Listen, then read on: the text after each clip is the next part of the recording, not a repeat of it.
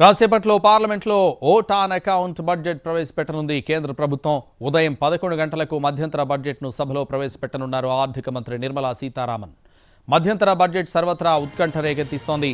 సార్వత్రిక ఎన్నికల్లో హ్యాట్రిక్ విజయంపై కన్నేసిన మోడీ సర్కార్ ఈ పద్దులో జనాకర్షక నిర్ణయాలు ప్రకటించే అవకాశం ఉంది. పేదల ఆశలు, మధ్యతరగతి ఆకాంక్షలు, వ్యాపార వర్గాల భారీ అంచనాల నడుమ 2024-25 బడ్జెట్కు రంగం సిద్ధమైంది. అయితే వాటి జోలికి వెళ్లకుండా మూలధన వ్యయం పెంపు ద్వారా ఆర్థిక వ్యవస్థను వృద్ధి పథంలోకి పరుగులు పెట్టించేందుకే ప్రాధాన్యం ఇస్తుందా, లేదంటే సంక్షేమం, అభివృద్ధి అంశాల్లో సమతుల్యత పాటిస్తుందా? ఇలాంటి ప్రశ్నలపై అంతటా విస్తృత స్థాయిలో చర్చ నడుస్తోంది. తాత్కాలిక పద్దే అయినా ఎన్నికల ఏడాది కావడంతో కేంద్రం తమపై ఎంతో కొంత కరుణ చూపుతుందన్న అంచనాలున్నాయి.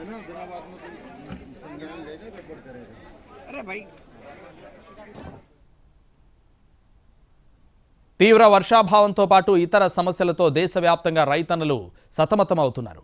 వారిని ఆదుకునేందుకు, ఆకట్టుకునేందుకు బడ్జెట్లో సర్కార్ ఎలాంటి నిర్ణయాలు ప్రకటిస్తుందన్నది ఆసక్తికరంగా మారింది. పీఎం కిసాన్ పథకం కింద ఇప్పుడు కేంద్రం అన్నదాతలకు ఏడాదికి 6,000 రూపాయలు పెట్టుబడి సాయం అందిస్తోంది. ఈ మొత్తాన్ని 9,000కు పెంచి మహిళలకు ఇచ్చే అవకాశాలున్నాయని విశ్లేషకులు భావిస్తున్నారు. దీంతో మహిళా ఓటర్లను మోడీ సర్కార్ తన వైపుకు తిప్పుకునేందుకు ప్రయత్నిస్తున్నారని విశ్లేషకులు చెబుతున్నారు.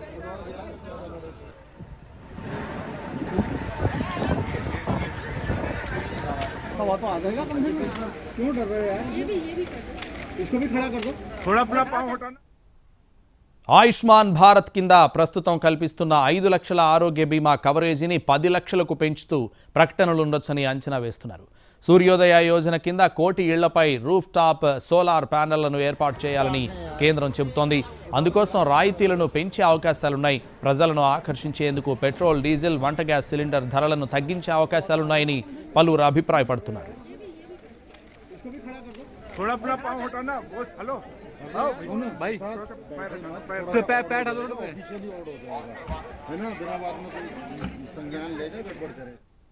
కాసేపట్లో పార్లమెంట్లో ఓట్ ఆన్ అకౌంట్ బడ్జెట్ ప్రవేశపెట్టనుంది కేంద్ర ప్రభుత్వం. ఉదయం 11 గంటలకు మధ్యంతర బడ్జెట్ను సభలో ప్రవేశపెట్టనున్నారు ఆర్థిక మంత్రి నిర్మలా సీతారామన్.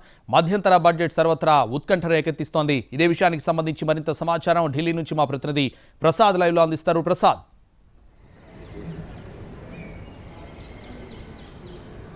ప్రధానంగా కేంద్ర ఆర్థిక మంత్రి ఆరోసారి నేరుగా కేంద్ర బడ్జెట్ను ప్రవేశపెట్టబోతున్నారు. ఉదయం 11 గంటలకు ఉభయ సభలో చెందినటువంటి సభ్యులు సమావేశమయ్యగా ఆ సమావేశంలో తన బడ్జెట్ ప్రసంగాన్ని ప్రారంభిస్తారు. ప్రధానంగా కేంద్ర ప్రభుత్వానికి ఎన్నికలు, అదేవిధంగా ఇతరత్ర సంక్షేమ పథకాలకి కేటాయించినటువంటి నిధులు కొరత లేకుండా చూడాలన్నదే ప్రధానమైన అంశం. ఈ తాత్కాలిక బడ్జెట్లో కేవలం ప్రభుత్వ నిర్వహణకు, ప్రభుత్వ యంత్రాంగం నిర్వహణకయ్యే ఖర్చులు, అదేవిధంగా ఇతరత్ర ప్రభుత్వ అవసరాలకు మేరకు మాత్రమే అయ్యేందుకు ఖర్చులకు మాత్రమే కేటాయింపులు ఉంటాయి. దానికోసమే ఈ తాత్కాలిక బడ్జెట్ను ప్రవేశపెట్టడం జరుగుతుంది. కేవలం స్థూలంగా మాత్రం కొన్ని రంగాలపై కేంద్ర ప్రభుత్వం దృష్టి సారించే అవకాశం ఉంది. ప్రధానంగా అత్యంత అల్ప ఆదాయ వర్గాలకు సంబంధించి, అదేవిధంగా మధ్యతరగతి ప్రజలకు వాళ్ళకి కళ ఒక గృహాన్ని నిర్మించుకోవటం, దానికి సంబంధించి దాదాపు 1 ట్రిలియన్ రూపాయల మేరకు ఈ బడ్జెట్లో కేటాయింపులు పెంచేందుకు అవకాశం ఉందని చెప్పి మధ్యతరగతులకు ఊరట కలిగించే అంశం. అదేవిధంగా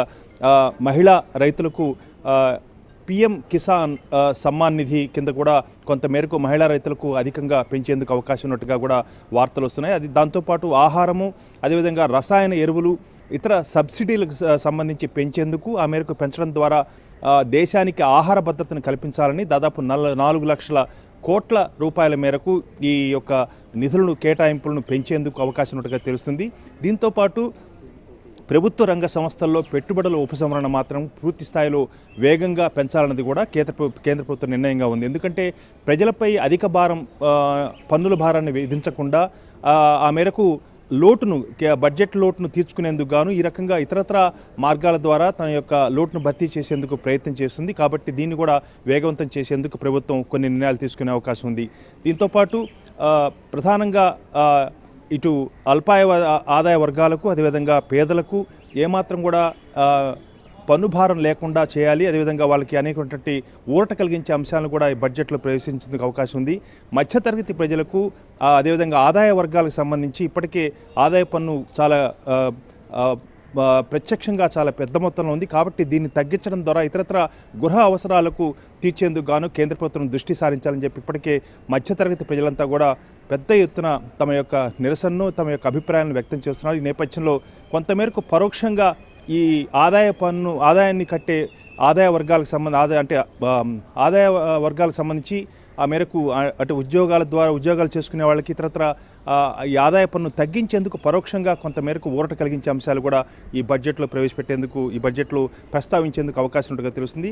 స్థూలంగా చూసినట్లయితే కేవలం ప్రాధాన్యత అనేటువంటి అంశాలకు అదేవిధంగా కొనసాగుతున్నటువంటి పథకాలకు పెద్ద ఎత్తున నిధులు కొరత లేకుండా కేటాయించడం, కొత్త పథకాలు ఏమి ఉండకపోవచ్చు కానీ అమలవుతున్నటువంటి పథకాలకు మాత్రం నిధులు ఏమాత్రం కూడా కొరత లేకుండా చూడాలన్నదే ప్రభుత్వం యొక్క నిర్ణయంగా ఉంటుంది అని చెప్పి విశ్లేషకులు భావిస్తున్నారు. ఆ మేరకు కేంద్ర ప్రభుత్వం కూడా దృష్టి సారించి ఆ మేరకు ఈ స్థూలంగా ఈ రంగాలపై దృష్టి సారించి తన యొక్క బడ్జెట్ను ప్రవేశపెట్టేందుకు అవకాశం ఉంది. కేవలం తాత్కాలిక బడ్జెటే కాబట్టి పెద్ద ఎత్తున చాలా మైన్యూట్గా డీటెయిల్స్ ఈ బడ్జెట్లో ఉండకపోవచ్చు. Right, thank you Prasad.